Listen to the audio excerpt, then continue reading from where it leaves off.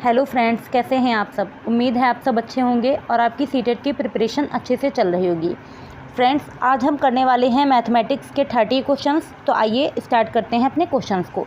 देखिए, question number 1 में बोल रहा है 2/7 + 7/2। ये वाला क्वेश्चन हमको गिवन है 2/7 + 7/2। देखिए, हम इस क्वेश्चन में क्या करेंगे, एलसीएम ले लेंगे। ठीक है, तो यहाँ पे आप एलसीएम ले लीजिए तो क्या हो जाएगा, 2 2 जा 4 + 7 7 जा 49। अपॉन में कितना है, 14 है। ये देखिए यहाँ पर एलसीएम लेके ऐसे दिखाया गया है। अब क्या हो जाएगा, 49 में हम 4 को ऐड कर देंगे तो ऊपर हो जाएगा 53/14। तो 53/14 इसका अभी तक ये आया है आंसर। अब देखिए, हम 53/14 हमारे कोई भी ऑप्शन में तो दे नहीं रखा है। फिर हम देख लेते हैं क्या ये मिक्स्ड फ्रैक्शन में बन सकता है। तो हाँ, बिल्कुल ये बन सकता है। देखिए, जब हम 14 से 53 को डिवाइड करेंगे तो देखिए क्या हो जाएगा, 14 3 जा 42 और 14 3 जा हो जाएगा 42। तो क्या हमारे पास बच गया, यहाँ पे 11 बच गया। तो यानी हम क्या लिखेंगे, 3 होल 11/14 मीन्स इसका आंसर हो जाएगा 3 होल 11/14। यानी राइट ऑप्शन क्या हो जाएगा हमारे पास, इसका राइट ऑप्शन हो जाएगा सी।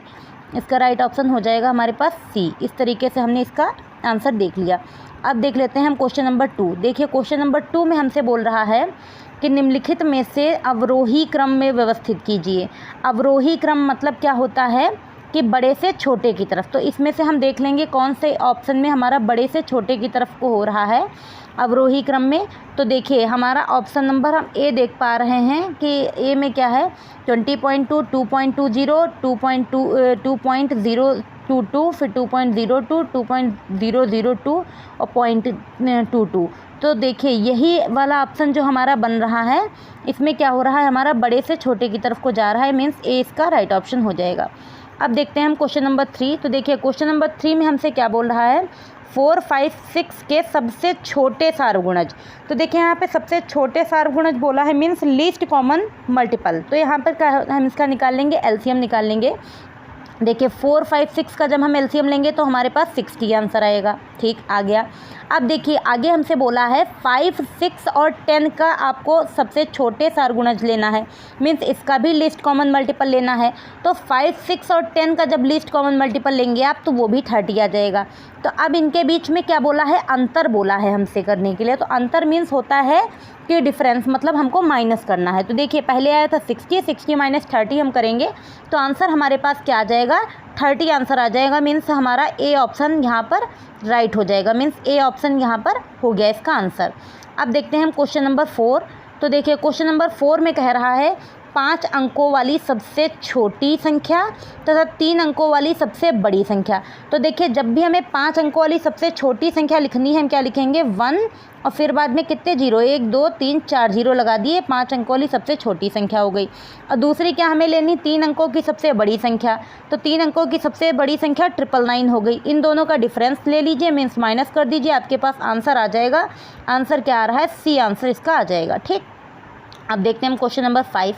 तो क्वेश्चन नंबर 5 में हमसे बोला है कि 27,777 प्राप्त करने के लिए ये 3 संख्याएं आपको दी गई हैं कि योगफल में क्या जोड़ना चाहिए। तो जब भी इस टाइप का क्वेश्चन हो आप लेट कर लीजिए तुरंत कि एक्स आपको जोड़ना चाहिए और इन तीनों को आप ऐड करके इसमें से सब्ट्रैक्ट कर दीजिए जाकर राइट साइड में, आपका आंसर आ जाएगा और बी इसका राइट ऑप्शन हो जाएगा। अब देखिए, क्वेश्चन नंबर 6 में बोल रहा है किसी विद्यालय में 320 विद्यार्थी हैं। तो देखिए, टोटल स्टूडेंट्स जो हैं वो कितने हैं, 320 हैं। ठीक, फिर बोल रहा है जिनमें से 1/4 लड़कियां हैं। मीन्स इसका टोटल का 1/4 जो हैं लड़कियां हैं। तो यहाँ पर देखिए, 4 8 32 मीन्स कितनी, 80 लड़कियां हो गई जाके यहाँ पर। ठीक, अभी 80 लड़कियां हो चुकी हैं। अब देखिए यहाँ पे क्या हम देख रहे हैं, और फिर जो बाकी के बचे वो लड़के हो जाएंगे। तो 320 में से 80 माइनस कर दीजिए, जो बचे वो लड़के हो गए। फिर लड़कों की संख्या का 2/3 खिलाड़ी हैं। तो जो लड़कों की संख्या आई है, जो लड़कों की संख्या आपके पास देखिए आई है, वो क्या हो जाएगी, लड़कों की संख्या, एक सेकेंड यहाँ पर दे रखा है इसको, जो आपके पास आई है लड़कों की संख्या, यहाँ पर देखिए लड़कों की संख्या क्या आई है, 240 आई है। ठीक, तो यहाँ पर लड़कों की संख्या 240। तो लड़के जो हैं उसका 2/3 खिलाड़ी हैं। तो 240 का आपको 240 का का जहाँ पे रहे वहाँ मल्टीप्लाई का निशान लगाते हैं, तो ये 2/3 कर दिया। इसको सॉल्व करेंगे 3 8 24, तो यानी 8 दूना 16 मीन्स 160 आ गया आपके पास। तो 160 तो हो गए लड़के जो हैं खिलाड़ी हैं, तो जो बाकी के बचे वो खिलाड़ी नहीं है, मीन्स 240 में से आपको 160 माइनस कर देना है, तो 80 आपके पास राइट आंसर हो जाएगा। इसका राइट ऑप्शन ए हो जाएगा। ठीक, इसका राइट ऑप्शन क्या हो जाएगा आपका? ए इसका राइट ऑप्शन हो जाएगा। अब देखते हैं हम क्वेश्चन नंबर 7। तो देखिए क्वेश्चन नंबर 7 में बोल रहा है कि एक टैक्सी का मीटर पहले 2 किलोमीटर यात्रा के लिए 40 रुपये का भाड़ा लेता है। ठीक, फिर उसके बाद में प्रति किलोमीटर की यात्रा के 15 रुपये का भाड़ा दिखाता है, मतलब हर 1 किलोमीटर के लिए बाद वाले। तो देखिए पहले 2 किलोमीटर का आप 40 रुपये है, तो पहले 2 किलोमीटर की यात्रा के लिए आप 40 रुपये अगर निकाल लेते हैं तो 190 टोटल था। 190 में से आपने 40 माइनस कर दिया, 150 आपके पास आ गया। अब फिर हर एक प्रति किलोमीटर के लिए 15 रुपये भाड़ा पड़ना है, तो 15 रुपये में 1 किलोमीटर जाता है, तो 150 रुपये में जाएगा 1/15 गुणे 150 मीन्स 10 किलोमीटर। यानी अब हमें क्या बताना है? मोहन के घर से ऑफिस की दूरी। तो देखिए 2 किलोमीटर पहले हम निकाल चुके थे और 10 किलोमीटर ये आया, मीन्स इसका आंसर क्या हो जाएगा? 10 + 2 मतलब 12 किलोमीटर। यानी राइट ऑप्शन क्या हो जाएगा? ए हो जाएगा। अब देखते हैं हम क्वेश्चन नंबर 8। देखिए क्वेश्चन नंबर 8 में कह रहा है एक बाल्टी के 2/7 भाग में पानी है। तो जब भी इस तरीके का क्वेश्चन रहे, देखिए 2/7 भाग में पानी है, तो पानी है किस में? नहीं।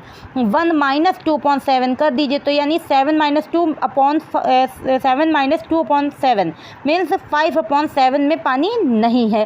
ठीक, तो ये 5/7 जो भाग है उसमें पानी क्या है? बाल्टी को ऊपर तक भरने के लिए 15 लीटर पानी की आवश्यकता होती है। मीन्स हमें पानी कितनी आवश्यकता है? 5/7 जो भाग आया है इसको भरने के लिए 15 लीटर पानी की आवश्यकता है। तो पूरी बाल्टी के लिए 15 गुणे 7, ये डिवाइड में इधर आएगा, तो 15 गुणे 60/5 हो जाएगा। 5 से काट देंगे, 5 या 15, 7 या 21 इसका आंसर हो जाएगा। मीन्स इसका राइट ऑप्शन ए हो जाएगा। ठीक, अब देखते हैं हम क्वेश्चन नंबर 9। तो देखिए क्वेश्चन नंबर 9 में कह रहा, बहुत इजी क्वेश्चन है। एक रेलगाड़ी ए से 17:40 बजे चलती है। ठीक, तथा बी स्टेशन पर 22:15 पर पहुंचती है। तो देखिए जो बाद वाला टाइम है उसमें से आपको पहले वाला टाइम बस जस्ट माइनस कर देना और कुछ नहीं करना है इसमें। तो 22:15 में से 17:40 आप माइनस कर दीजिए, 4:35 मीन्स 4 घंटे 35 मिनट में वो पहुंच जाएगी। इसकी राइट ऑप्शन क्या हो जाएगा? सी हो जाएगा। अब देखते हैं हम क्वेश्चन नंबर 10। तो देखिए क्वेश्चन नंबर 10 में हमसे कह रहा है कि एक 90 सेंटीमीटर लंबी तार, तो देखिए 90 सेंटीमीटर लंबी तार को मोड़कर, तो जो तार था उसी को मोड़ के बनाया जा रहा है। क्या चीज़ मोड़ कर बनाया जा रहा है? आयत का रूप दिया जा रहा है। तो जो तार था उसको मोड़ के आयत का रूप दिया जा रहा है। तो देखिए ये आयत का परिमाप बनेगा जाके, मीन्स आयत का परिमाप होता है 2 गुणे लंबाई प्लस चौड़ाई। मीन्स यहाँ पर क्या हो जाएगा? 2l + b = 90। तो अब देखिए हमारे पास आयत की चौड़ाई 15 दे रखी है, तो b के प्लेस पे हम 15 डाल देंगे। सॉल्व करेंगे तो सॉल्व करके हम l की वैल्यू निकाल के लेके आएंगे 30। फिर हमसे क्षेत्रफल पूछा है, तो क्षेत्रफल का फार्मूला होता है l × b। ठीक, l × b आप कर दीजिए। 30 × 15 मीन्स कितना हो जाएगा? 450। तो इसका राइट ऑप्शन क्या हो जाएगा? बी इसका राइट ऑप्शन हो जाएगा। अब देखिए क्वेश्चन नंबर नेक्स्ट में बोल रहा है 4 और 2/3 समकोण। देखिए समकोण के वैल्यू कितनी होती है? 90 डिग्री। समकोण होता है 90 डिग्री। फिर हमसे बोला क्या है? 4 और 2/3 मीन्स 4 + 2/3। इतने जो समकोण हैं इनको मल्टीप्लाई कर दीजिए आप 90 से। इनको 90 से जैसे ही मल्टीप्लाई करेंगे आपका सॉल्व होकर आंसर आएगा 420। फिर हमसे पूछा है कि ये जो आया है 420 395 से कितना अधिक है? तो 420 में से 395 आप माइनस कर दीजिए, 25 आंसर आपका आ जाएगा। इस तरीके से इसका राइट ऑप्शन डी हो गया। अब देखिए क्वेश्चन नंबर 12, इसमें कह रहा है निम्न गुणों वाली आकृति की पहचान कीजिए। तो देखिए आपको पहले इसके पॉइंट्स पढ़ने हैं। कह रहा है इसकी 4 भुजाएं हैं, ठीक है। यह एक बंद आकृति है, ये भी ठीक है। इसकी सम्मुख भुजाएं बराबर और समांतर हैं। तो देखिए अभी 3 पॉइंट से क्या मिला आपको? इस तरीके की 2 ही आकृतियाँ होती हैं, एक आयत बन जाएगा, एक स्क्वायर बन जाएगा, एक कैसा बन जाएगा? आयत बन जाएगा। ठीक, आयत बन जाएगा इस तरीके से। तो इस तरीके की 2 आकृतियाँ हो सकती हैं। अब देखते हैं हम आगे क्या दे रखा है इसका। यहाँ पर देखिए दे रखा है और इसके सभी कोण क्या हैं? 90 डिग्री भी हैं। चौथी बात भी दे रखी है। तो ये केवल आयत, केवल वर्ग, आयत या वर्ग। तो देखिए आयत या वर्ग दोनों हो सकता है ये, मीन्स इसका राइट ऑप्शन सी हो जाएगा। हम दोनों पॉसिबिलिटीज़ हैं तो सी वाला ऑप्शन ही राइट करेंगे। अगला क्वेश्चन नंबर 13 में बोल रहा है 25 विद्यार्थियों द्वारा गणित में प्राप्तांक ये दिए गए हैं, तो 25 विद्यार्थियों के प्राप्तांक ये हैं। तो 32 और 42 के बीच, तो सबसे पहले तो आप इसको क्या देख लीजिएगा, इसको सबसे पहले आप किसी एक क्रम में लिख लीजिए, अवरोही या आरोही जो भी लिखना है आपको लिख लीजिए। फिर 32 से 42 के बीच में जो भी नंबर्स आ रहे हैं उनको लिख लीजिए और गिनती कर लीजिएगा, 12 नंबर आएंगे, 20 का राइट ऑप्शन हो जाएगा। अब देखते हैं हम क्वेश्चन नंबर 14 में कह रहा है निम्न तालिका द्वारा विक्रेता 6 दिनों में बेचे गए कंप्यूटरों को संख्या को प्रदर्शित किया गया है। देखिए सोमवार, मंगलवार, बुध, बृहस्पति, शुक्र, शनिवार, इनमें बेचे गए कंप्यूटर। अब देखिए हमारा क्वेश्चन क्या कह रहा है, सोमवार, बुधवार और शनिवार को विक्रेता द्वारा बेचे गए कंप्यूटरों की कुल संख्या तथा मंगलवार, बुधवार, बृहस्पतिवार को बेचे गए कंप्यूटरों की संख्या में अंतर। तो सिंपल कुछ नहीं करना है आपको, जो मंडे, वेडनेसडे और सैटरडे इनमें जो कंप्यूटर्स बेचे गए हैं उनकी संख्या को ले लीजिए आप और उनको ऐड कर लीजिए। फिर सिमिलरली आपको ट्यूसडे और थर्सडे और फिर फ्राइडे इनको भी, इनके जो नंबर्स हैं इनको भी ऐड कर लेना और दोनों को सब्ट्रैक्ट कर दीजिए, आपका आंसर आ जाएगा। ठीक, तो इसका आंसर जो आ जाएगा आपके पास राइट ऑप्शन इसका बी आएगा 4। ठीक, इसको कर लीजिएगा, सिंपल से हो जाएगा, बिल्कुल कुछ भी टफ नहीं है।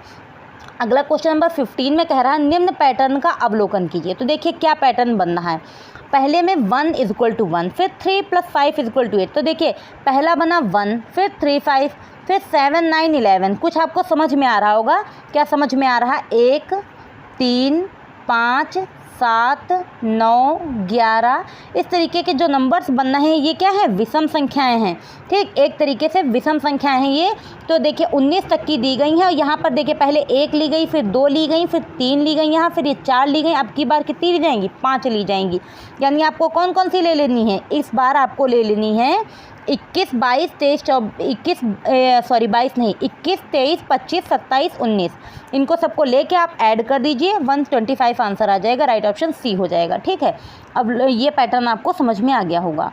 अब देखते हैं हम क्वेश्चन नंबर 16, इसमें कह रहा है, अब देखिए 15 क्वेश्चंस आपके सॉल्व करने वाले आते हैं और 15 क्वेश्चंस जो होते हैं वो मैथमेटिक्स पेडागोजी के होते हैं। तो अब पेडागोजी का पोर्शन स्टार्ट हो रहा है। देखिए क्वेश्चन क्या कह रहा है, राष्ट्रीय पाठ्यचर्या रूपरेखा 2005 के अनुसार गणित के शिक्षण अधिगम में मुख्य व्यवस्थागत समस्याओं में से एक कोष्ठीकरण यानी कंपार्टमेंटलाइजेशन, यह क्या दर्शाता है। तो देखिए इसको क्या दर्शा रहा है यह, तो कह रहा है ए ऑप्शन उनकी क्षमताओं योग्यताओं के आधार पर यहाँ एक ही कक्षा के विद्यार्थियों का विभिन्न खंडों में व्यवस्थित रूप से विभाजन है। यहाँ प्राथमिक विद्यालय और हाई स्कूल के गणित शिक्षकों के मध्य बहुत ही कम व्यवस्थित संवाद है। यहाँ स्कूली व्यवस्था के लिए सुव्यवस्थित रूप से विभिन्न स्तरों पर शिक्षकों की नियुक्ति होती है। और यहाँ पर क्या बोल रहा है अगला, यहाँ पर right option I think B रहना चाहिए इसका। फिर आगे बोल रहा है यहाँ पर देखिए डी इसका दे रहा है ऑप्शन, यहाँ विद्यालय और कॉलेज के गणित के पाठ्यक्रम में व्यवस्थित रूप से विभाजन है। तो हाँ इसका राइट ऑप्शन क्या हो जाएगा, बी ही इसका राइट ऑप्शन हो जाएगा। यानी बी यहाँ प्राथमिक विद्यालय और हाई स्कूल के गणित शिक्षकों के मध्य बहुत ही कम व्यवस्थित संवाद है, यही वाला बी इसका राइट ऑप्शन हो जाएगा। उसके बाद देखिए अगला क्वेश्चन कह रहा है, क्वेश्चन नंबर 17, निम्नलिखित में से कौन सा कथन गणित में मानकीकृत परीक्षाओं टेस्ट के लिए सर्वाधिक उपयुक्त है। मानकीकृत मतलब स्टैंडर्ड जहाँ पे रहेगा। तो देखिए कह रहा है इन परीक्षाओं की व्यक्तिनिष्ठता इन्हें संदर्भात्मक बनाती है। यह इन परीक्षाओं को केवल कम आबादी पर ही संचालित कर सकते हैं। ये बहुत अधिक रूप से पक्षपाती होते हैं।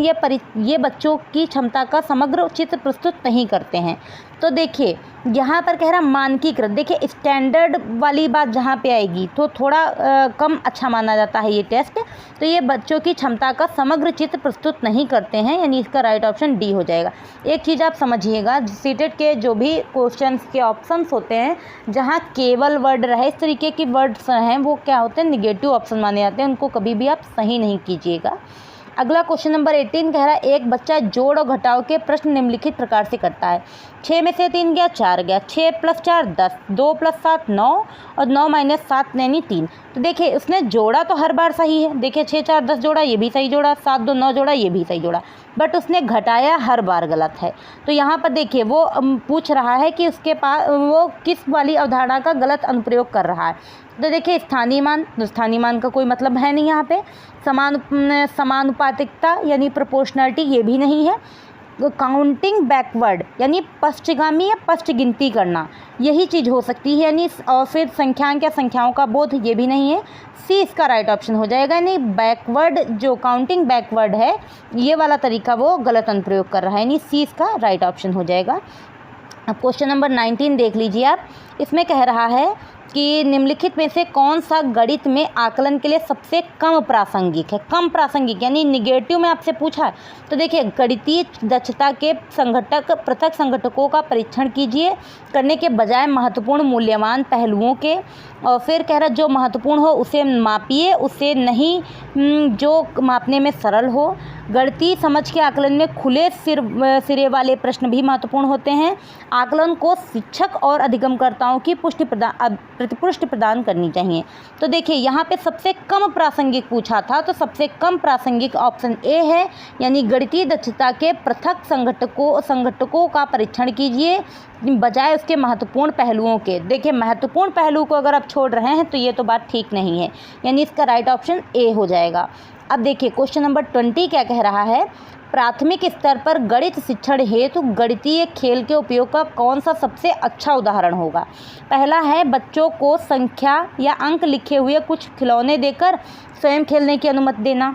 दूसरा कह रहा है अवधारणाओं के निर्माण हेतु शिक्षक शिक्षिका प्रतिदिन की पाठ्य योजना की गणितीय पहेलियाँ, आकृतियाँ, पत्थरों, डंडियों जैसे सामग्रियों का उपयोग करते हुए गणितीय खेलों को सम्मिलित करता है। दूसरा, अब देखिए ए और बी ऑप्शन हो गया, अब सी और डी देखते हैं हम। सी में कह रहा है शिक्षक शिक्षिका खेल के मैदान में गणित का शिक्षण रही है और बच्चों को वीडियो गेम्स खेलना सिखाना, क्योंकि ये गणितीय चिंतन को बढ़ावा देता है। देखिए यहाँ पर क्या है, पहली चीज़ सी और डी ऑप्शन जो हैं ये तो नेगेटिव हो जाएंगे, ठीक है, ये सही नहीं रहेगा। अभी देखते हैं हम ए और बी में। तो देखिए ए में क्या है, बच्चों को असंख्याक लिखे हुए खिलौने देकर स्वयं खेलने की अनुमति देना, और बी ऑप्शन इन दोनों में देख लिया जाए। बी में कह रहा है अवधारणाओं के निर्माण हेतु शिक्षक शिक्षिका प्रतिदिन की पाठ्य योजना में गणितीय पहेलियों तथा और आकृतियों, पत्थरों, डंडियों जैसे सामग्रियों का उपयोग करते हुए गणितीय खेलों को सम्मिलित करती है। तो यहाँ पर देखिए दोनों इंक्लूडेड हैं, यानी बी इसका राइट ऑप्शन हो जाएगा। अब देखते हैं हम अगला क्वेश्चन। देखिए अगला क्वेश्चन कह रहा है 21, कह रहा प्राथमिक स्तर पर गणित की पाठ्यपुस्तक में अनिवार्यता से यह अवसर उपलब्ध होने चाहिए। क्या होने चाहिए? एक प्रश्न में कई जटिल अवधारणाओं का समाकलन होना, ए ऑप्शन हो गया। अभ्यास के लिए बहुत सारे प्रश्न, गणित में संदर्भात्मक समस्याएं देना, औपचारिक कलन विधि का अभ्यास। तो देखिए यहाँ पर कॉन्टेक्चुअल प्रॉब्लम्स में इन मैथमेटिक्स है, यानी गणित में संदर्भात्मक समस्याएं देना, ये क्या है, इसके अवसर उपलब्ध होने चाहिए। सी इसका राइट ऑप्शन हो जाएगा। अभी देखते हैं हम क्वेश्चन नंबर 22, कह रहा है स्थानीय विषय वस्तु और आस्वाद के साथ राष्ट्रीय पाठ्यपुस्तकें राष्ट्रीय शिक्षा नीति 2020 के आलोक में निम्नलिखित में से कौन सा से दिए गए कथन के अर्थ को निरूपित करता है। ए ऑप्शन कह रहा है मतलब कुछ 1 नंबर ऑप्शन कह रहा है बच्चों को, शिक्षक को बच्चों की स्थानीय भाषा में केवल मौखिक प्रश्न पूछने चाहिए। हमने बताया आपको केवल जो भी ऑप्शन आता है वो केवल निगेटिव वर्ड होता है, यानी इसको हम सही नहीं कर सकते। सेकंड में कह रहा है सभी स्कूली पाठ्य पुस्तकों का हिंदी भाषा में अनुवाद किया जाना चाहिए, ये भी बात ठीक नहीं, सबको थोड़ी ना हिंदी में कर देंगे अनुवाद। तीसरा कह रहा है पाठ्यपुस्तकों को इस तरह से तैयार करना चाहिए जो कि विद्यार्थियों और समुदायों की आवश्यकताओं के मुताबिक हो, ये ठीक लग रहा है ऑप्शन। अभी ऑप्शन नंबर 4 देखते हैं, पाठ्यपुस्तकों में स्थानीय संदर्भों और आवश्यकताओं के अनुसार वांछित बारीकियों और पूरक सामग्रियों को शामिल किया जाए। देखिए 3 और 4 तो दोनों ठीक लग रहे हैं। अब देखिए आपको विकल्प का चयन करना है, तो हम देखते हैं यहाँ पे देखिए क्या क्या ऑप्शन आपके पास दिए रखे हैं, 1 2 4 केवल, या फिर 2 3 3 4। तो देखिए 3 4 सही लग रहे थे क्योंकि स्टार्टिंग के जो 2 ऑप्शंस थे वो ठीक नहीं थे, यानी डी इसका राइट ऑप्शन हो जाएगा। ठीक, आप क्यों हो जाएगा ये भी बात आपको समझ में आ गई होगी। अभी देखिए यहाँ पर एक क्वेश्चन दे रखा है कह रहा है कक्षा 5 का ये वाला क्वेश्चन दे रखा है। कह रहा है कक्षा 5 का एक विद्यार्थी है जो इस तरीके की मतलब ये संख्याएं हैं 3/10 को इस तरीके इत्यादि संख्याओं को दशमलव में बदलने के लिए कहा जाता है, वो इस तरीके से बदल देता है। अब देखिए उसने किया क्या है, यहाँ पे कह रहा है कक्षा में उसका लापरवाह रवैया है और वो उसने गलत बदला है इसको। पहले दो तो चलो पहले दो नहीं सही कोई नहीं है, तो कह रहा है ए में कक्षा में उसका लापरवाह रवैया है। दूसरा बी ऑप्शन कह रहा है वह अंश और हर को जोड़कर दशमलव को प्राप्त करने के 2 अंकों के बीचों बीच लगा रहा है। देखिए क्या यही किया है, ये 10 3 13 को पॉइंट लगाया 1.3, ठीक 17 1.7 और 15 10 25 तो 2.5। हाँ उसने यही किया, यानी 20 का राइट ऑप्शन हो जाएगा। ठीक, अभी देखते हैं हम नेक्स्ट क्वेश्चन अपना। तो देखिए नेक्स्ट क्वेश्चन नंबर 24 कह रहा है कि एक शेषफल सर्वदा भाजक से कम होता है। प्राथमिक स्तर के विद्यार्थियों को समझाने के लिए निम्नलिखित में से कौन सी प्रणाली विधि सर्वाधिक उपयुक्त है। तो ए ऑप्शन कह रहा है कि हस्तकौशल सामग्रियां जैसे गेंदों टोकनों आदि का उपयोग करके भाज्यों के रूप में जिनको विभिन्न तरीके से बराबर समूहों में बांटे और विद्यार्थियों को वांछित संबंध स्थापित करने दें, या फिर अलग अलग शेषफल मिलाने पर आधारित विभाजन की केवल 2 अंकीय समस्याएं दें, या फिर कह रहा है श्याम पट पर एक या 2 विभाजन के प्रश्नों को हल करें और वांछित संबंध दर्शाएं, या फिर कह रहा है डी ऑप्शन संबंध को प्रमाणित करने के लिए गुणन का उपयोग करें। तो देखिए यहाँ पर हस्तकौशल वगैरह सभी चीज़ें यूज़ करी जा रही, मीन्स ए इसका राइट ऑप्शन हो जाएगा। ठीक, जहाँ पर गतिविधियाँ वगैरह ज़्यादा होती हैं वही वाला ज़्यादा सटीक ऑप्शन बैठता है, तो इसलिए वही वाला ऑप्शन सही हो गया। अभी अगले में कह रहा है वैन हिले के ज्यामितीय चिंतन के सिद्धांत के अनुसार प्राथमिक कक्षाओं में बच्चों में दृश्यीकरण के बुनियादी स्तर पर अवधारणाओं के बारे में निम्नलिखित में से कौन सा कथन सत्य है। ए ऑप्शन कह रहा है बच्चे ज्यामितीय आकृतियों को उनके गुणधर्मों के आधार पर पहचानने में सक्षम होते हैं। बी इस स्तर पर ज्यामितीय चिंतन प्रमेयों के निगमन से संबंधित होता है।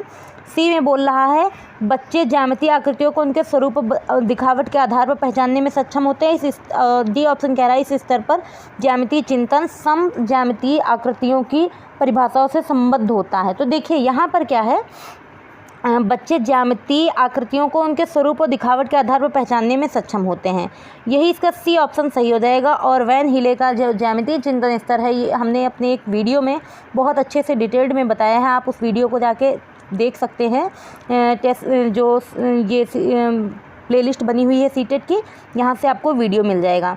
अभी नेक्स्ट क्वेश्चन 26 कह रहा है राष्ट्र और बच्चों के श्रेष्ठ संभव भविष्य को सुनिश्चित करने के लिए राष्ट्रीय शिक्षा नीति NEP 2020 के अनुसार शिक्षकों की अभिप्रेरणा और उनका सशक्तिकरण जरूरी है। इस दृष्टि कथन को साकार करने के लिए CPD जैसे अवसरों को आरंभ करने का सुझाव दिया गया। CPD का फुल फॉर्म पूछा है, central professional development, core principle development, curriculum professional development या फिर कंटिन्यूअस प्रोफेशनल डेवलपमेंट। तो इसका CPD का फुल फॉर्म होता है कंटिन्यूअस प्रोफेशनल डेवलपमेंट, यानी डी इसका राइट ऑप्शन हो जाएगा। ठीक, अभी देखते हैं हम अपना नेक्स्ट क्वेश्चन, ये हो गया डी इसका राइट ऑप्शन। अभी 27 देखिए, इसमें कह रहा है मूल्यांकन विद्यार्थियों की सामान्य एवं विशिष्ट अधिगम कठिनाइयों के निदान में के अनुसार उपचारी शिक्षण की योजना बनाने में किसकी सहायता करता है, किसकी, शिक्षकों की। अब देखिए उपचारी शिक्षण किसको करना है, शिक्षकों को ही तो करना है, तो यानी शिक्षकों की सहायता करता है, ए ऑप्शन इसका राइट हो जाएगा। अब क्वेश्चन नंबर 28 में कह रहा है NCERT के अनुसार कक्षा 1 के विद्यार्थियों के लिए निम्नलिखित में से कौन सा अधिगम प्रतिफल नहीं है। तो 50 तक की संख्याओं को पहचानना और लिखना ये है, पुनर्समूहीकरण के बिना 20 तक की संख्याओं को जोड़ना और घटाना ये भी ठीक है, जोड़ की अवधारणा को गुणन तक विस्तारित करना। देखिए कक्षा 1 में आपको गुणन तक नहीं विस्तारित करना होता है, यानी सी इसका राइट ऑप्शन हो जाएगा।